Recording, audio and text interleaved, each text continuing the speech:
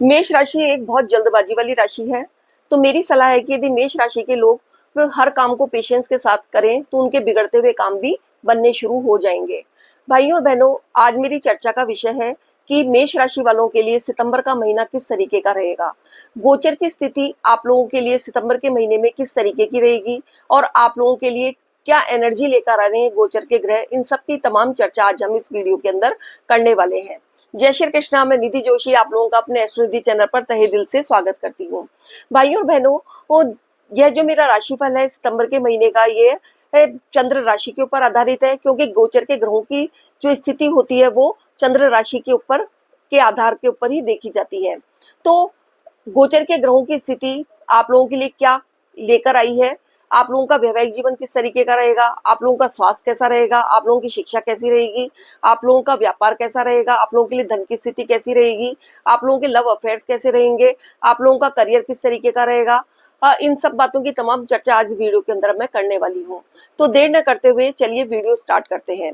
तो जैसा कि आप लोग जानते हैं कि मेष राशि वालों के अभी शनि की 7.5 चल रही है और शनि देव बकरी हुए हैं और जो कि नवंबर तक रहने वाले हैं।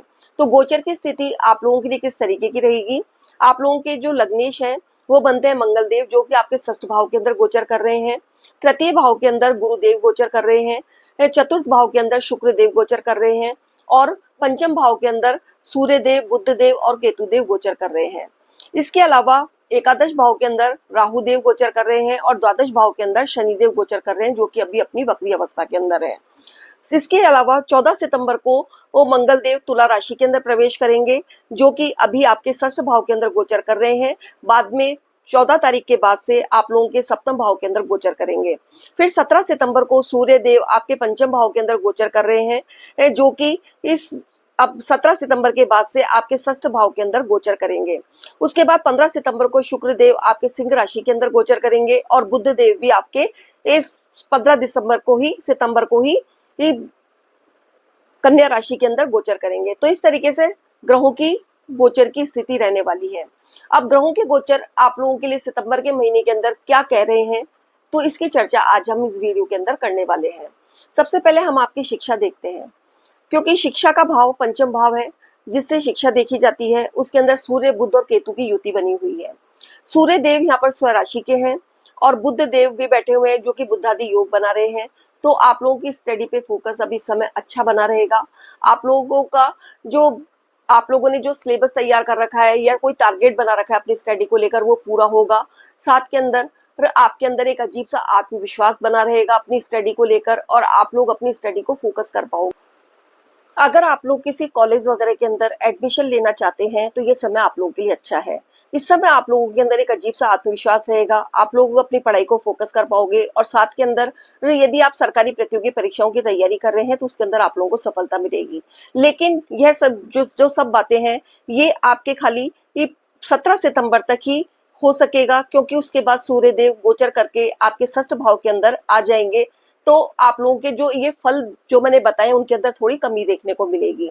इसके अलावा हम देखते हैं आपकी लव लाइफ भी आपके पंचम भाव से देखी जाती है। तो पंचम भाव के अंदर जैसा कि मैंने पहले बताया था कि सूर्य, बुध और केतु की युति बनी हुई है। तो आप लोगों के जो लव लाइफ है उसके अंदर थोड़ी आप लोगों को परेशानी देखने को मिलेगी, क्योंकि केतु बेकअप के कारक हैं और सूर्य देव थोड़े अग्रेसिव नेचर के और डोमिनेट करने वाले ग्रह माने जाते हैं। तो आपका जो साथी होगा वो थोड़ा आपको डोमिनेट करने वाला होगा, आपकी छोटी छोटी बातों के अंदर मीन मेक निकालेगा, आप दोनों के बीच भ्रम की स्थिति बनी रहेगी और साथ के अंदर आप लोगों की जो लव लाइफ है वो थोड़ी स्मूथली नहीं चलेगी। लेकिन आप लोगों को वो थोड़ा सामंजस्य बना के रखना है, क्योंकि जब शुक्र देव आपके 17 सितंबर को 15 सितंबर को सूर्य देव जब आपके पंचम भाव के अंदर गोचर करेंगे तो फिर आप लोगों की जो लव लाइफ है उसके अंदर थोड़ा बहुत सुधार देखने को मिलेगा, लेकिन पूरा फिर भी नहीं कह सकते। तो आप लोगों को अपनी लव लाइफ के बाद बीच के अंदर सामंजस्य बनाकर रखना बहुत जरूरी है। अब इसके बाद बात करते हैं आपके वैवाहिक जीवन की। वैवाहिक जीवन किस तरीके का रहेगा, तो वैवाहिक जीवन के स्वामी जो बनते हैं वो शुक्रदेव बनते हैं, जो कि आपके चतुर्थ भाव के अंदर गोचर कर रहे हैं। तो यह स्थिति बहुत अच्छी कही जा सकती है, क्योंकि केंद्र का स्वामी केंद्र के अंदर जाके गोचर कर रहा है। तो आप लोगों की जो वैवाहिक जीवन है वो अच्छा रहेगा, उसके अंदर किसी तरीके की कोई प्रॉब्लम देखने को नहीं मिल रही है, आप दोनों के बीच सामंजस्य बना रहेगा और आप लोगों का घूमने फिरने के अंदर समय बीतेगा और आप अपने घर के अंदर रहकर घर की सजावट वगैरह करना, और आप लोग यदि कोई गाड़ी वगैरह या वाहन वगैरह खरीदना चाहते हैं तो उसके योग आप बनते हुए नजर आ रहे हैं। उसके बाद बात करते हैं आपके व्यापार की। व्यापार आपके सप्तम भाव से ही देखा जाता है, उसके स्वामी बनते हैं शुक्रदेव। यदि आप कोई घर से बैठकर ऑनलाइन काम वगैरह करते हैं तो उसके अंदर आप लोगों को सफलता मिलेगी। साथ के अंदर आपका जो व्यापार है वो अच्छा रहेगा, आपके जो पार्टनर है उसके साथ आप लोगों का सामंजस्य अच्छा बना रहेगा, आप लोगों को अपने व्यापार के अंदर धन की प्राप्ति होगी। और साथ के अंदर आप लोग अपने व्यापार के लिए कोई प्लानिंग कर रहे हैं, उसके अंदर आप लोगों को सफलता मिलेगी। लेकिन यह सफल थोड़ा सा आप लोगों को सावधान रहना है, क्योंकि राहु देव की दृष्टि भी आपके सप्तम भाव के ऊपर आ रही है, जिसकी वजह से नवी दृष्टि सप्तम भाव पर होने की वजह से आप लोगों का जो पार्टनर है उन दोनों के बीच भ्रम की स्थिति हो सकती है। साथ के अंदर आप लोगों का संतुलन पार्टनरशिप का बिगड़ सकता है। तो आप लोगों को अपनी नजरें पैनी रखनी है, अंधा बन के काम नहीं करना है और अपने पार्टनर को की तरफ पूरा ध्यान देना है। कोई भी कार्य करते समय पूरी समझदारी से और सोच समझकर ही निर्णय लेना है। अब बात करते हैं आपके भाग्य की, जो कि आपके नवम भाव से देखा जाता है। तो नवम भाव के स्वामी बनते हैं गुरुदेव, जो कि आपके तृतीय भाव के अंदर गोचर कर रहे हैं, जिनकी सातवीं दृष्टि आपके भाग्य भाव के ऊपर जा रही है। तो भाग्य आप लोगों का बहुत साथ देने वाला है, लेकिन साथ के अंदर आप लोग काफी धार्मिक यात्राएं कर सकेंगे। छोटी छोटी धर्म के प्रति आपकी आस्था बढ़ेगी, पिता का आप लोगों को सहयोग मिलेगा। और आप लोग यदि कोई छोटी छोटी यात्राएं धार्मिक करना चाहते हैं तो ये समय आप लोगों के लिए बहुत अच्छा है। तो भाग्य कुल मिला के आप लोगों का साथ देने वाला है, लेकिन थोड़ी बहुत राहु की पांचवी दृष्टि होने की वजह से आपके भाग्य, आपके द्वारा होने वाले कामों के अंदर हल्की फुल्की अड़चन आ सकती है, लेकिन कुल मिला के आपका भाग्य आपका साथ देगा। अब आपके बात करते हैं करियर की। करियर आपके दसम भाव से देखा जाता है, जिसके स्वामी बनते हैं शनिदेव, जो कि द्वादश भाव के अंदर जाके विराजमान है और अपनी वक्री अवस्था के अंदर है। तो आपके करियर के अंदर थोड़ी परेशानी देखने को मिल सकती है। आपके जो अधिकारी वर्ग है वो आप लोगों को नई नई चुनौतियां दे सकते हैं, आपके कार्य का भार बढ़ सकता है। यदि आप बहुत टाइम से इंक्रीमेंट की चाह करके बैठे हुए थे तो उसके अंदर आप लोगों की देरी हो सकती है। यदि आप जॉबलेस हैं तो आप लोगों को जॉब मिलने के अंदर देरी हो सकती है। यदि आप कोई ट्रांसफर के लिए कोशिश कर रहे हैं तो उसके अंदर भी आप लोगों के थोड़ा विलंब हो सकता है, आप लोगों को नई नई चुनौतियों का सामना करना पड़ सकता है। इसके साथ ही यदि आप लोगों के करियर के अंदर या जॉब के अंदर आप लोग परिवर्तित कर चुके हैं या फिर परिवर्तित करने की सोच रहे हैं तो ये इस टाइम आप अपनी जॉब परिवर्तित भी कर सकते हैं। लेकिन आपकी जो परेशानियां जॉब परिवर्तन करने के बाद भी जो की त्यों ही बनी रहेगी, उसके अंदर कोई सुधार के अभी योग नहीं दिख रहे हैं।